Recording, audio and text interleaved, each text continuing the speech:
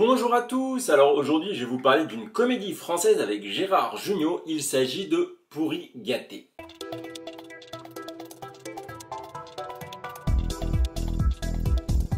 Alors c'est une réalisation de Nicolas Cuche qui avait déjà fait des comédies assez sympathiques comme par exemple Prêt à tout en 2014 et cette fois-ci il va adapter une comédie mexicaine Nosotros los Nobles de Gaz Al-Azraqui. Alors dans Pourri gâté, on va retrouver trois enfants qui sont à la fois paresseux, capricieux et fêtards et dont le père est l'homme d'affaires Francis Bartek et vous vous en doutez, ces derniers ne font rien de leur vie à part dépenser l'argent qu'a gagné durement leur père. Celui-ci est lassé de leur comportement et pour changer cela, il va leur faire croire qu'ils sont totalement ruinés et donc ces derniers vont devoir travailler. Alors au vu des premières images et de la bande-annonce, je pensais vraiment que ça allait être une comédie assez lourde et pourtant finalement j'ai bien aimé. J'ai rigolé avec plaisir devant tout ce qui se passait, ça commence déjà pas mal avec un espèce de faux reportage et la voix off de Stéphane Bern, donc entre ce qu'il nous raconte sur la jeunesse monégasque et ce qui va être montré à l'écran, on va avoir un vrai décalage, ça va être un peu à l'image du film qui va beaucoup jouer sur ça. Donc j'ai bien aimé cet humour et je me suis plongé assez facilement dans l'histoire de ces enfants, une histoire assez loufoque parce que un père qui me fait toute une machination pour leur faire croire qu'ils sont ruinés et donc qu'ils vont devoir travailler, moi j'ai trouvé ça, voilà, c'est assez sympa. Et alors apprendre la vraie valeur de l'effort, honnêtement, ça m'a pas fait de mal voir des gosses de riches trimer pour gagner leur vie. Et vous vous en doutez, ça va pas être de tout repos pour eux, ils vont avoir une grosse difficulté à s'acclimater à notre monde, on va dire, nous, pauvres prolétaires que nous sommes qui devons travailler. Et c'est ça qui va être drôle, voilà, on va se moquer gentiment d'eux, de les voir un peu galérer quand ils vont travailler. Il y en a une, elle va être serveuse, enfin elle va essayer d'être serveuse, elle pense qu'elle peut être gagnée et qu'elle peut gagner 1000 € par jour. L'autre il arrive, il a aucun diplôme, il dit moi je suis un auto-entrepreneur, je me suis fait sur le terrain, un peu comme Jacques Brel qui apprend la guitare. Voilà, c'est un peu du n'importe quoi de ces enfants.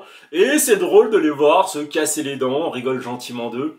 Voilà, c'est vraiment un humour que j'ai bien aimé. Surtout, c'est assez régulier dans le film. Voilà, il y a souvent un petit truc pour relancer le rire.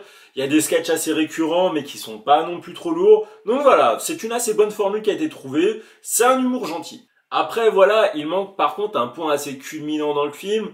On est toujours, comme je vous ai dit, sur du gentillet. C'est assez régulier.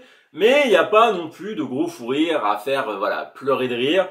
C'est dommage, il manquait peut-être que ça pour faire passer à une autre dimension. Là, on est beaucoup sur des blagues one shot, même s'il y a quelques sketchs récurrents, mais voilà, on est sur des coups bam bam bam, on balance. Les trois quarts du temps, ça tombe juste, donc c'est pas non plus désagréable, c'est assez bien rythmé. Chaque personnage va avoir un peu son propre style, donc comme je vous l'ai dit, il y aura Philippe, l'auto-entrepreneur, voilà, qui a des idées de merde, on peut dire la vérité. Ses idées valent rien et c'est énorme parce qu'il se pense le roi du monde.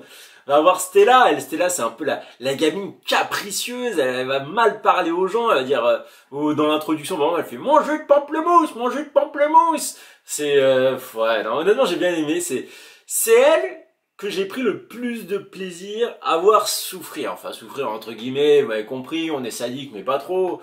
Et enfin, vous avez un des personnages, Alexandre, celui-là, il est plus peace and love, mais par contre, il profite quand même de l'argent de papa. Non, c'est peace and love, mais pas trop.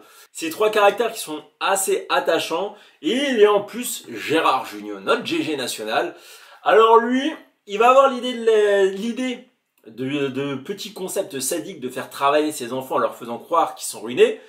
Après, à part ça, il apporte pas trop d'éléments humoristiques. Son rôle, ça va plus être le chaperon de cette comédie, donc voilà, il va un peu cadrer les choses. Grâce à lui, ça ne part pas trop en vite, parce que c'est vrai que les trois autres acteurs, oh, c'est un peu du freestyle, hein. Camille Lou, Luca Malévian, Artus qui est un humoriste.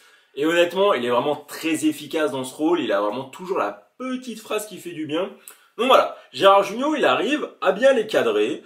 Ça fait que je pense que si c'est pour ça que le film est efficace, que le film n'est pas lourd, parce qu'il y a un acteur d'expérience comme Gérard Jugnot qui arrive à mettre sa patte et à dire voilà, là ça doit être drôle, là il faut un peu plus faire avancer l'histoire pour que ça ait quand même un minimum de sens.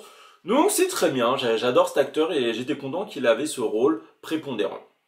Bon, sur ce, si vous voulez voir une comédie française pas mauvaise, passer un moment assez sympathique, rigolez, je vous conseille celle-ci, elle est efficace comme je l'ai dit auparavant. Sur ce, je vous dis à une prochaine critique, allez, ciao.